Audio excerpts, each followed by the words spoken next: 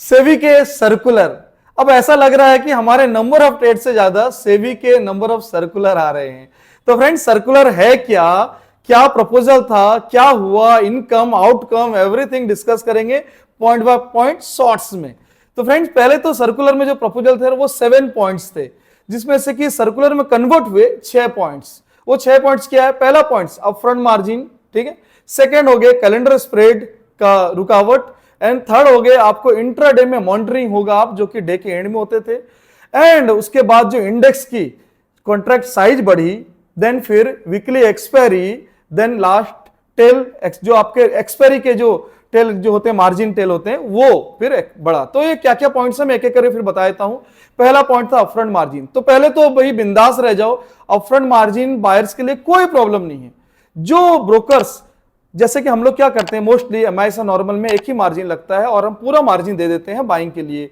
लेकिन कुछ कुछ ऐसे ब्रोकर हैं जो इंट्राडे बाइंग में भी एक्सपोजर देते हैं, या फिर वो प्लेस करके आपको एक्स्ट्रा फंड देते हैं, तो वो बंद हो गया। मतलब आपको प्लेस करके नहीं यूज कर सकते फंड, आपको अपना अपफ्रंट मार्जिन, अपना पूरा मार्जिन देना पड़ेगा बाइंग के लिए, जो नॉर्मली सब देते हैं। तो इसमें कोई इश्यू नहीं है।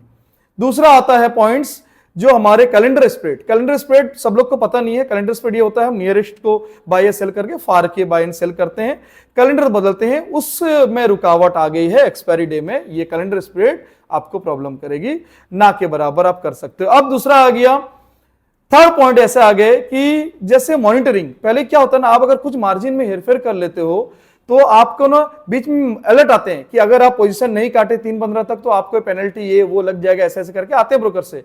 तो अब क्या करेगा, अब ये मॉनिटरिंग जो है ना एक बार नहीं, वो एक एंड डे नहीं, आपको बीच बीच में भी मॉनिटरिंग होगा। अगर आप गलत कर रहे हो, मार्जिन को प्ले कर रहे हो या कुछ ऐसा लिमिट ऑर्डर कर रहे हो यूज जो पेनल्टी के अगेंस्ट पेनल्टी में लगेगा, तो वो चीज आपको माफी नहीं होगी, पेनल्टी लग जाएगा। जो डे एंड में आप सारा सुलटा देते थे ना, अब आपको बीच में भी छोड़ा नहीं जाएगा। अब आते हैं, ये तीनों तो होंगे कब, जब आपके अप्रैल 2025 के बाद से, ठीक है। अब आते हैं मेन पॉइंट्स में जिसके लिए आप लोग कर रहे हो इंतजार, वो है option users, option index traders.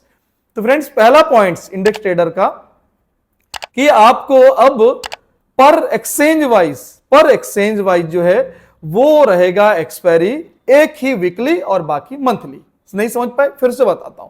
Exchange it means एक एनएससी और बीएससी, ठीक है। बीएससी में मिड कैप अपने बैंक के और सेंसेक्स, यहां पे निफ्टी, बैंक निफ्टी, फिर निफ्टी। तो ये तीन जो उनके रहते थे, अब उसमें से एक ही दोनों को चूज करना है। अब वो कौन सा चूज होगा आगे आपको पता चल जाएगा, लेकिन चूज करना है पर एक्सचेंज वाइज एक ही वीकली एक्सपायरी बाकी मंथली, ठीक है, चाहे बीएससी हो चाहे एनएससी। अब आते हैं उसके बाद मार्जिन, जो सबसे बड़ा पॉइंट है कि 15 लाख मार्जिन लग रहे हैं बायर को। नहीं ना बायर सेलर बताए, तो आपको इसके कैलकुलेशन बता देता हूं। जैसे कि अभी 26,000 चल रहे हैं, तो आपका लॉट साइज है 25 का निफ्टी का, तो मल्टीप्लाई करो ऑलमोस्ट 6.5 लाख आएंगे, 6,50,000। तो अब वो ना 15 से 20 लाख के मार्जिन मिनिमम आपको करने ही पड़ेंगे। इट मींस एक्सचेंज ने उसको क्या कर दिया, 3 टाइम्स ऑलमोस्ट बढ़ा दिया। मतलब अब आपको सेलिंग के जो कैपिटल लगते थे अब वो 3 टाइम्स लग सकते हैं।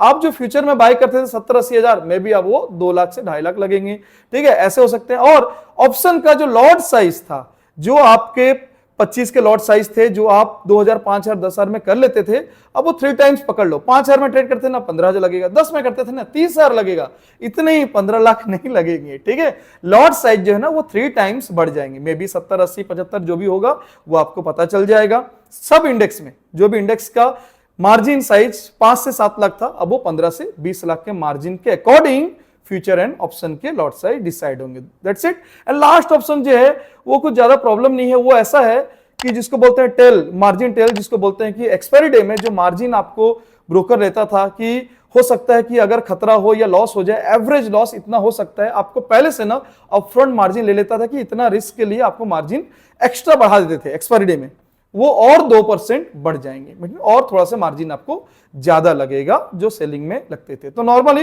होपफुली आपने 6 पॉइंट जो है समझ गए होंगे। शॉर्ट्स में इन डिटेल्स हम डिस्कस करेंगे स्टूडेंट के साथ, बाकी आई थिंक आप शॉर्ट्स में ब्रीफ समझ गए होंगे।